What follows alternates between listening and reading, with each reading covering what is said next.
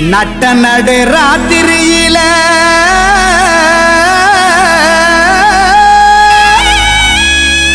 மொட்டு போல பூத்தாரே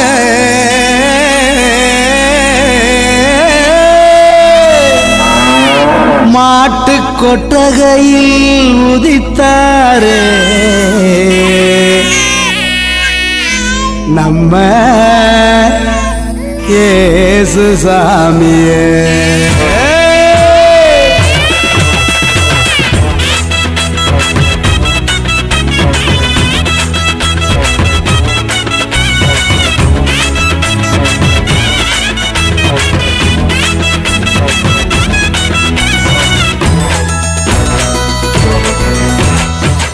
நடு ராத்திரியில் கொட்டும் பண்ணி சாரலில மொட்டு போல பூத்தாரே இயேசு சாமி. மாட்டு கொட்டகையில் உதித்தாரே இயேசு சாமி. நட்ட நடு ராத்திரியில் கொட்டும் பண்ணி சாரலில மொட்டு போல பூத்தாரே இயேசு சாமி. மாட்டு கொட்டகையில் உதித்தாரே இயேசு சாமி. மெட்டு கட்டி பாடுவோம் கை தட்டி ஆடுவோம். மெட்டு கட்டி பாடுவோம் கை தட்டி ஆடுவோம். கஷ்டமெல்லாம் போக்கிடுவார் இயேசு சாமி. நம்ம இஷ்டம் போல வாழ வைப்பார் ஒன்று கூடி. கஷ்டமெல்லாம் போக்கிடுவார் இயேசு சாமி. நம்ம இஷ்டம் போல வாழ வைப்பார் ஒன்று கூடி. நட்ட நடு ராத்திரியில் கொட்டும் பண்ணி சாரலில முட்டு போல போத்தாரே இயேசு சாமி. மாட்டு கொட்டகையில் உதித்தாரே இயேசு சாமி.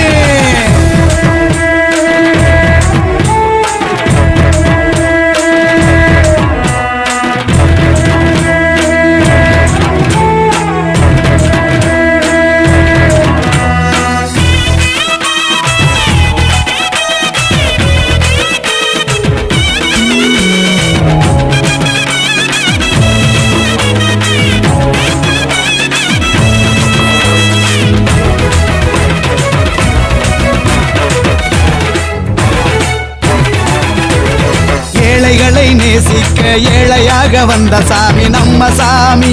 நம்ம இயேசு சாமி. எல்லோருக்கும் வாழ்வு தர மனுஷனாக வந்த சாமி நம்ம சாமி. நம்ம இயேசு சாமி. ஏழைகளை நேசிக்க ஏழையாக வந்த சாமி நம்ம சாமி. நம்ம இயேசு சாமி. எல்லோருக்கும் வாழ்வு தர மனுஷனாக வந்த சாமி நம்ம சாமி. நம்ம இயேசு சாமி. நீதி நேர்மை அன்பு கொண்ட இறையாட்சியை மண்ணில் படைத்திடவே வாழ வந்தார் இயேசு சாமி. நீதி நேர்மை அன்பு கொண்ட இறையாட்சியை மண்ணில் படைத்திடவே வாழ வந்தார் இயேசு சாமி. காலம் பிறந்திடும் நேரம் வந்திடும். நல்ல காலம் பிறந்திடும் நல்ல நேரம் வந்திடும். அன்பு அமைதி ஆண்டவரின் ஆசி கிடைச்சிடும். நட்ட நட்டு ராத்திரியில் கொட்டும் பண்ணி சாரலில முட்டு போல பூத்தாரே இயேசு சாமி. மாட்டு கொட்டகையில் உதித்தாரே இயேசு சாமி.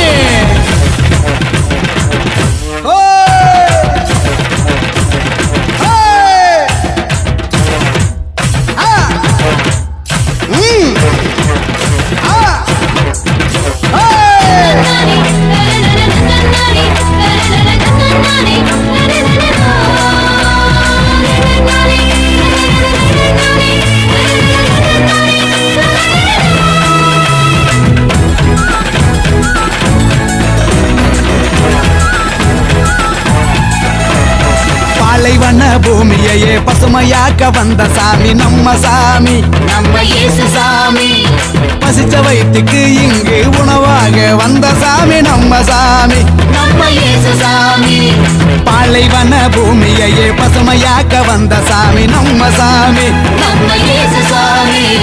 பசிச்ச வயிற்றுக்கு இங்கு உணவாக வந்த சாமி நம்ம சாமி. நம்ம இயேசு சாமி. வறுமை ஏழ்மை இல்லாத உலகத்தையே உருவாக்க உருவெடுத்தார் இயேசு சாமி.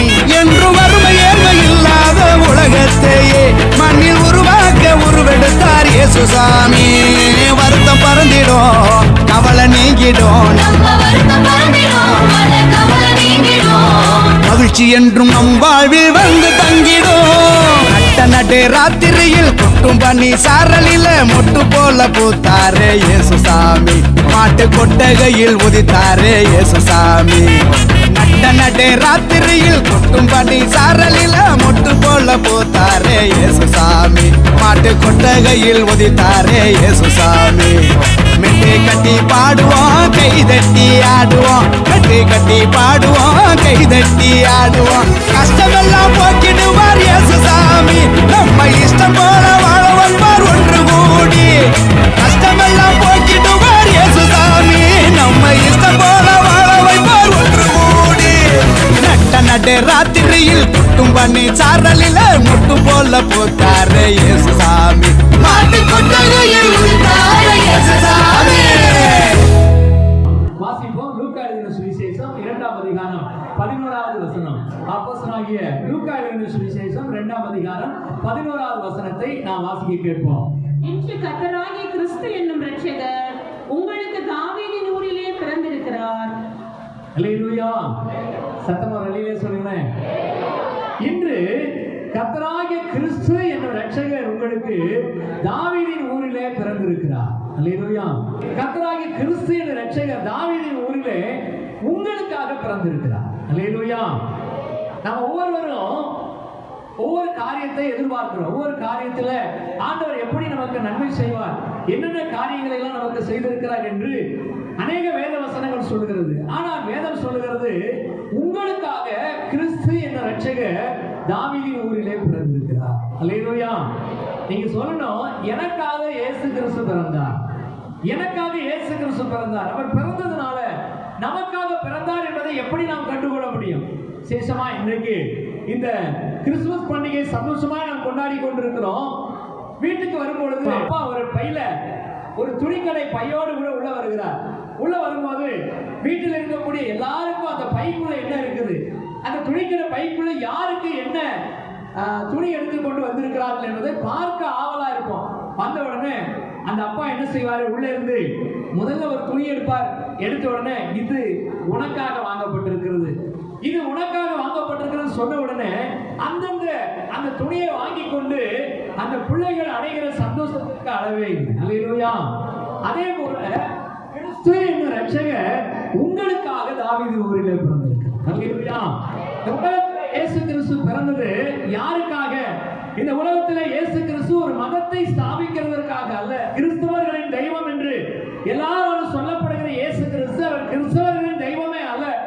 உலகத்தில் இருக்கக்கூடிய எல்லா மனிதருக்காகவும் அவர் பிறந்தார் என்ற செய்தியை உங்களுக்கு அறிவிக்கிறோம். அல்லேலூயா. இதை கேட்டுக்கொண்டிருக்கிற எனக்கு அன்பான சகோதரனை சகோதரியே, நீங்கள் விசுவாசித்தாலும் விசுவாசிக்காவிட்டாலும், நீங்கள் ஏற்றுக்கொண்டாலும் ஏற்றுக்கொள்ளாவிட்டாலும், இந்த உலகத்தில் இருக்கிற எந்த மனிதர்களும் இந்த செய்தியை கேட்டாலும் கேட்காமல் விட்டாலும் இதுதான் உண்மை. வேதம் சொல்லுகிறது, உங்களுக்காகத்தான் கிறிஸ்து இயேசு இந்த உலகத்திலே பிறந்தார். அல்லேலூயா. அதை அப்படியே நாம் எடுத்துக்கொள்ளும் பொழுது நமக்காக இயேசு கிறிஸ்து இந்த உலகத்திலே பிறந்தார். அவர் பிறந்ததுனால என்ன உண்டாயிற்று? எபேசியருக்கு நிருபம் 1ஆம் அதிகாரம் 7ஆம் வசனத்திலே நாம் வாசிக்கும் பொழுது, நமக்காக அவர் பிறந்தார் என்பதை எப்படி கண்டுபிடிக்க முடியும்? நமக்காகத்தான் பிறந்தார் என்பதை எப்படி நாம் ஆசீர்வதிக்கப்பட்டது நிமித்தமாவது என்ன காரியத்திலாவது கண்டுபிடிக்க முடியுமா என்று வேதத்தை பார்க்குமானால், இங்கு எபேசியர் 1:7 சொல்லப்பட்டிருக்கிறது, அவருடைய கிருபையின் ஐசுரியத்தின்படியே இவருடைய இரத்தத்தினாலே பாவ மன்னிப்பாகிய மீட்பு இவருக்குள் நமக்கு உண்டாயிருக்கிறது. பாவ மன்னிப்பாகிய மீட்பை தரும்படி இயேசு கிறிஸ்து பிறந்தார். அல்லேலூயா. இந்த உலகத்தில் இருக்கிற எல்லா மனிதர்களும் பாவம் செய்து தேவ மகிமையற்றவர்களான போது அவர்களுக்கு ஒரு மீட்பு தேவை. இந்த பாவத்திலிருந்து ஒரு விடுதலை தேவை. இதை விட முடியவில்லையே, இந்த பாவத்திலிருந்து வெளியே வர முடியவில்லையே, இது என்னை அடிமைப்படுத்தி வைத்திருக்கிறது என்று யாரெல்லாம் கஷ்டப்பட்டுக் கொண்டிருக்கிறார்களோ, யாரெல்லாம் வேதனைப்பட்டுக் கொண்டிருக்கிறார்களோ, இந்த உலகத்தில் இருக்கிற எந்த மூலையில் இருந்தாலும், எந்த மதத்தில் இருந்தாலும், எந்த ஜாதியில் இருந்தாலும், எந்த தேசத்தில் இருந்தாலும் அவர்களுக்காக இயேசு கிறிஸ்து பாவ மன்னிப்பாகிய மீட்பை உண்டு பண்ணும்படிக்கு பிறந்தார். அல்லேலூயா.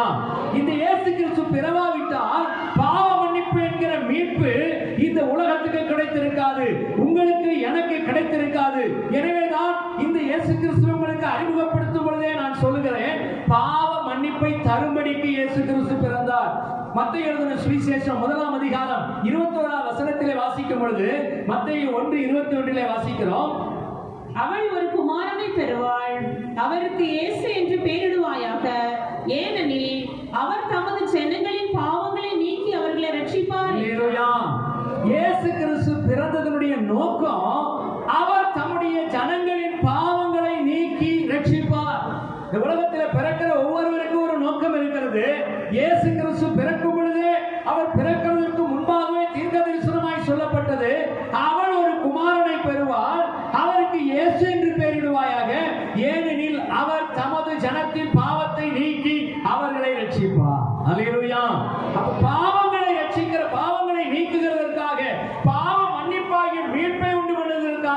இயேசு கிறிஸ்து இந்த உலகத்திலே உங்களுக்காக எனக்காக பிறந்தார். இரண்டாவதாக நான் வாசிக்கும் பொழுது எபேசியர் 2ஆம் அதிகாரம் 18ஆம் வசனத்திலே சொல்லப்பட்டிருக்கிறது. எபேசியர் 2:18, அந்தபடியே நாம் இருதரத்தாரும் ஒரே ஆவியினாலே பிதாவினிடத்தில் சேரும் ஸ்லாக்கியத்தை அவர் மூலமாய் பெற்றிருக்கிறோம். பிதாவினிடத்திலே சேருகிற ஸ்லாக்கியத்தை தரும்படியாக இந்த உலகத்திலே பிறந்த எல்லா மனிதர்களும் கடவுளை ஒவ்வொரு விதமாய் தேடுகிறார்கள். ஒவ்வொரு விதமாய் கடவுளை தேடி கடவுளிடத்திலே போய் சேர வேண்டும் என்று விரும்புகிறார்கள். கடவுளை கண்டடைய வேண்டும் என்று விரும்புகிறார்கள். உண்மையான தெய்வம் யார் என்று தேடிக்கொண்டிருக்கிறார்கள். சிலர் தங்களை தாங்களே வருத்திக் கொண்டு தேடுகிறார்கள். சிலர் உபவாசம் இருந்து தேடுகிறார்கள். சிலர் புண்ணிய நதிகளிலே போய் நீராடி கொண்டு தேடுகிறார்கள். சிலர் பாத யாத்திரை போய் தேடுகிறார்கள். ஆனால் இயேசு கிறிஸ்து சொல்லுகிறார், அவர் மூலமாக, இயேசு கிறிஸ்து மூலமாக பிதாவினிடத்திலே சேரும்படியான ஒரு பாக்கியத்தை நமக்கு ஏற்படுத்தினாராம். இன்னொரு வசனம் சொல்லுகிறது, ரோமர் 8ஆம் அதிகாரம் 15ஆவது வசனத்திலே வாசிக்கும் பொழுது, ரோமருக்கு எழுதின நிருபம் 8:15 வாசிக்கிறோம். அந்தபடி திரும்பவும் பயப்படுகிறதற்கு நீங்கள் அடிமைத்தனத்தின் ஆவியை பெறாமல் அப்பா பிதாவே என்று கூப்பிடப்படுகிற புத்திர சுவிகாரத்தின் ஆவியை பெற்றீர்கள். அப்பா பிதாவே என்று கூப்பிடப்படுகிற, கடவுளை அப்பா பிதாவே என்று கூப்பிடப்படுகிற அந்த வாக்கியத்தை நமக்காக இயேசு கிறிஸ்து தான் ஏற்படுத்தினார். அல்லேலூயா. இயேசு கிறிஸ்து இந்த உலகத்திலே பிறவாவிட்டார், அவர் நமக்காக பாலகனாய் இந்த உலகத்திலே பிறக்காவிட்டால் கடவுளை நம்ம எப்படி பார்த்திருப்போம் என்று சொன்னா, அவர் கடவுள், நாம மனுஷன் அப்படின்னு நினைச்சிருப்போம். ஆனா இங்கு இயேசு கிறிஸ்து பிறந்ததுனால, இவர் நமக்காக பிறந்ததுனால நம்ம என்ன செய்திருக்கிறாரா, அப்பா பிதாவே என்று கூப்பிடப்படுகிற புத்திர சுவிகாரத்தின் ஆவியை நமக்குள்ளே தந்திருக்கிறார். அப்பா பிதாவே என்று கடவுளை அழைக்கக்கூடிய, கடவுளை பார்த்து அப்பா பிதாவே என்று கூப்பிடப்படுகிற புத்திர சுவிகாரத்தின் ஆவியை நமக்கு தந்திருக்கிறார். மூன்றாவதாக உங்களுக்காக அவர் பிறந்ததுனால என்ன செய்தாராம்? யாத்திராகமத்தின் புஸ்தகம் 12ஆம் அதிகாரம் 13ஆவது வசனத்திலே வாசிக்கிறோம். நீங்கள் இருக்கும் வீடுகளில் அந்த இரத்தம் உங்களுக்காக அடையாளமாய் இருக்கும். அந்த இரத்தத்தை நான் கண்டு உங்களை கடந்து போவேன். நான் எகிப்து தேசத்தை அழிக்கும் போது அழிக்கும் வாதை உங்களுக்குள்ளே வராதிருக்கும். இயேசு கிறிஸ்து இந்த உலகத்திலே பிறந்ததினாலே அவர் நமக்கு ஒரு அடையாளத்தை ஏற்படுத்தி இருக்கிறார். அந்த அடையாளம் நாம் இருக்கும் வீடுகளிலே அடையாளமாய் இருக்கிறபடியினாலே அழிக்கும் வாதை உங்கள் வீடுகளுக்குள்ளே பிரவேசிக்காது. எனக்கு அன்பானவர்களே, இந்த காலவேளையிலும் கூட இயேசு கிறிஸ்து பிறந்தார் என்ற செய்தியை இந்த உலகமே இன்றைக்கு அறிவித்துக் கொண்டிருந்தாலும், ஏன் பிறந்தார், எதற்காக அவர் பிறந்ததனுடைய நோக்கம் என்ன என்பதை அறிந்து கொள்ள வேண்டும் என்று சுருக்கமாக உங்களுக்கு சொல்லிக் கொண்டிருக்கிறேன். ஆண்டவராகிய இயேசு கிறிஸ்து பிறந்ததனாலதான் பாவத்திலிருந்து ஒரு மீட்பு நமக்கு உண்டாயிற்று. பாவ மன்னிப்பாகிய மீட்பு இந்த மனுக்குலத்திற்கு உண்டாயிற்று. ஆண்டவராகிய இயேசு கிறிஸ்து பிறந்ததனாலதான் பிதாவை பார்த்து, கடவுளை பார்த்து, அந்த பரம்பொருளை பார்த்து அப்பா பிதாவே என்று கூப்பிடப்படுகிற புத்திர சுவிகாரம் நமக்கு கிடைத்தது. மூன்றாவதாக அந்த ரத்தம், இயேசு கிறிஸ்துவின் ரத்தம் நம்ம வீடுகளிலே அடையாளமாக இருக்கிறபடினாலே அழிக்கிற வாதை நம்ம வீட்டுக்குள்ள வரவே இல்லை. அல்லேலூயா. எத்தனையோ கொள்ளை நோய் இன்றைக்கு வந்தது, ஒமைக்ரான் வைரஸ் வந்திருக்கிறது. ஆனாலும் இயேசு கிறிஸ்து என்கிற அடையாளம் உங்களுக்கு இருக்குமானால், இயேசு கிறிஸ்துவின் ரத்தத்தின் அடையாளம் உங்கள் வீட்டிலே போடப்பட்டிருக்குமானால் எந்த வாதையும் உங்கள் வீடுகளுக்குள்ளே நுழையாது இருக்கும். அதை குறித்து சகரியாவின் புஸ்தகம் 9ஆம் அதிகாரம் 11ஆவது வசனத்திலே வாசிக்கிறோம். சகரியா 9:11, உனக்கு நான் செய்வது என்னவென்றால், தண்ணீர் இல்லாத குழியிலே அடைப்பட்டிருக்கிற உன்னுடையவர்களை நான் உன் உடன்படிக்கையின் இரத்தத்தினாலே விடுதலை பண்ணுவேன். என் ஜனங்களை, தண்ணீர் இல்லாத குழியிலே அடைபட்டிருக்கக்கூடிய உன்னுடைய ஜனங்களை நான் விடுதலை பண்ணுவேன். ஏன் ஆண்டவர் இந்த காரியத்தை செய்கிறார்? இந்த உலகத்தில் இயேசு கிறிஸ்து பிறந்ததுனால அவருடைய ரத்தம் நமக்காக சிந்தப்பட்டிருக்கிறபடியினால், அவருடைய ரத்தம் நமக்கு அடையாளமாக இருக்கிறபடினாலே நமக்காக அவர் ஏற்படுத்தி வைத்திருக்கிற மகா பெரிய ஒரு மீட்பு. கடைசியாக ஒரு காரியத்தை மட்டும் சொல்லி முடிக்க விரும்புகிறேன். மத்தேயு எழுதின சுவிசேஷம் 25ஆம் அதிகாரம் 34ஆவது வசனத்திலே சொல்லப்பட்டிருக்கிறது. மத்தேயு 25:34 ஆண்டவர் என்ன சொல்கிறார்? வாசிப்போம். அப்பொழுது ராஜா தமது வலது பக்கத்தில் நிற்பவர்களை பார்த்து, வாருங்கள், என் பிதாவினால் ஆசீர்வதிக்கப்பட்டவர்களே, உலகம் உண்டானது முதல் உங்களுக்காக ஆயத்தப்படப்பட்டிருக்கிற ராஜ்யத்தை சுதந்திரித்துக் கொள்ளுங்கள். வானம் பூமியும் உண்டாக்கின கர்த்தர், வானத்திலும் பூமியிலும் சர்வ வல்லமையுள்ள தேவன் சொல்லுகிற வார்த்தையை பாருங்க. உலகம் உண்டானது முதல் உங்களுக்காக ஆயத்தம் பண்ணப்பட்ட அந்த ராஜ்யத்திற்குள்ளே நீங்கள் பிரவேசிங்க. அல்லேலூயா. நமக்காக இப்பொழுது ஆயத்தம் பண்ணப்படவில்லை, இப்பொழுது நமக்கு அந்த பரலோக ராஜ்யத்தை ஏற்படுத்தவில்லை. உலகம் உண்டான நாள் முதலே நமக்காக ஆயத்தம் பண்ணப்பட்டிருக்கிற அந்த பரலோக ராஜ்யத்திற்கு நம்மை தகுதிப்படுத்துவதற்காக இயேசு கிறிஸ்து வந்தார். ஒரு வசனம் கடைசியாய் வாசிக்கிறோம். யோவான் எழுதின சுவிசேஷம் 14:2 சொல்லப்பட்டிருக்கிறது. யோவான் 14:2 வாசிப்போம். என் பிதாவின் வீட்டில் அநேக வாசஸ்தலங்கள் உண்டு, அப்படி இல்லாதிருந்தால் நான் உங்களுக்கு சொல்லி இருப்பேன். ஒரு ஸ்தலத்தை உங்களுக்காக ஆயத்தம் பண்ண போகிறேன். இங்கு வேதத்திலே வாசிக்கிறோம், ஒரு ஸ்தலத்தை உங்களுக்காக நான் ஆயத்தம் பண்ணி அங்கே நீங்களும் என்னோடு கூட இருக்கும்படிக்கு உங்களை அழைத்து கொண்டு போக வருகிறேன். அல்லேலூயா. இயேசு கிறிஸ்து பிறந்ததால முதல்ல உங்களுக்காக இயேசு கிறிஸ்து பிறந்தார் என்ற செய்தியை உங்களுக்கு அறிவிக்கிறோம். அவர் உங்களுக்காக எனக்காக பிறந்ததுனால பாவ மன்னிப்பாகிய மீட்பு நமக்கு உண்டாயிருக்கிறது. பரலோக ராஜ்யத்திற்குள்ளே பிரவேசிக்கிறதற்கான வழி நமக்கு கிடைத்திருக்கிறது. பிதாவை பார்த்து, பரம்பொருளை பார்த்து, உலகத்தை உண்டாக்கின கடவுளை பார்த்து அப்பா பிதாவே என்று கூப்பிடப்படுகிற புத்திர சுவிகாரம் நமக்கு கிடைத்திருக்கிறது. அவருடைய ரத்தம் நமக்கு வாதையிலிருந்து, அழிவிலிருந்து பாதுகாப்பை தருகிறது. நான்காவதாக பரலோக ராஜ்யத்தை தருகிறது. இந்த இயேசு கிறிஸ்து உங்களுக்கு வேண்டுமானால், இந்த இயேசு கிறிஸ்துவை நீங்கள் விசுவாசிப்பீர்களானால், இந்த இயேசு கிறிஸ்துவை நீங்கள் ஏற்றுக்கொள்வீர்களானால் உங்கள் வீடுகளுக்குள்ளே அழிக்கும் வாதை நுழையாது இருக்கும். உங்கள் வீடுகளுக்குள்ளே அழிக்கும் வாதை நுழையாதபடிக்கு அந்த ரத்தம் நம்மை பாதுகாக்கும். எல்லாரும் முழங்காற்படியிட்டு கண்களை மூடி ஜெபிப்போமா? இந்த இயேசு கிறிஸ்துவை எங்களுக்கு அறிமுகப்படுத்தின கர்த்தர் இந்த நாளிலும் உலகம் முழுவதும் கொண்டாடப்பட்டிருக்கிற இந்த கிறிஸ்துமஸ் பண்டிகையில ஒரு நல்ல செய்தி எங்களுக்கு கர்த்தர் அறிவித்துக் கொண்டிருக்கிறார். ஒரு நல்ல செய்தி எங்களுக்கு சொன்னார். இதோ இந்த செய்தியை கேட்கிற நாங்கள் ஆண்டவரே பாவத்திலிருந்து, சாபத்திலிருந்து, அடிமைத்தனத்திலிருந்து ஆண்டவரே விடுதலையாக்கப்பட கர்த்தர் எங்களுக்கு கிருபை தரும்படியாய் நாங்கள் ஜெபிக்கிறோம். ஆண்டவரே, நீங்கள் தொடர்பு கொள்ள வேண்டிய எங்கள் முகவரி: இயேசு நம்மோடு சபை, எண் 54/1, இந்திரா நகர், தென்கனிக்கோட்டை.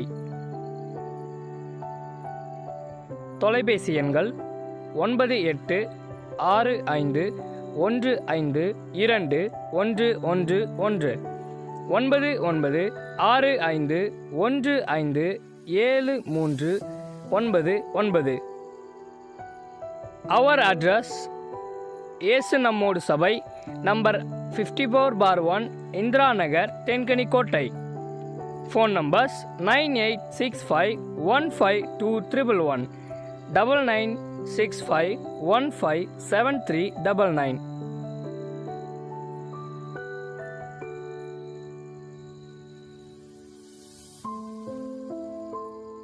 இயேசு கிறிஸ்து உங்களை ஆசீர்வதிப்பாராக. ஆமென்.